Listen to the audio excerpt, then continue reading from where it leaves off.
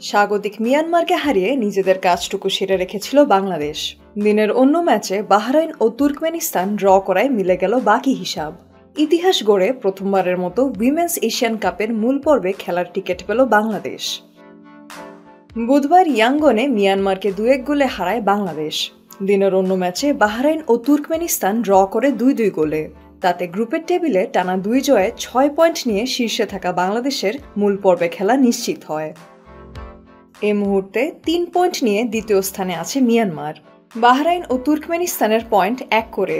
এই দুই দলের একটি করে ম্যাচ বাকি থাকায় কারো সামনে বাংলাদেশের চেয়ে বেশি পয়েন্ট পাওয়ার সুযোগ নেই। বাংলাদেশের সমান পয়েন্ট পাওয়ার সুযোগ আছে কেবল মিয়ানমারের। আগামী বুধবার তারা মুখোমুখি হবে বাহরাইনের। একই দিনে তুর্কমেনিস্তানের বিপক্ষে খেলবেন আফিদা, ঋতুপর্ণারা। বান্ডেল থাকলে প্রতি সেনমানিতে টাকা বাঁচবে। বিকাশ সেনমানি বান্ডেল কিনে জিতুন প্রতি লেনদেনে। বাহরাইনের বিপক্ষে মিয়ানমার জিতলে তাদের পয়েন্ট হবে বাংলাদেশ সমান।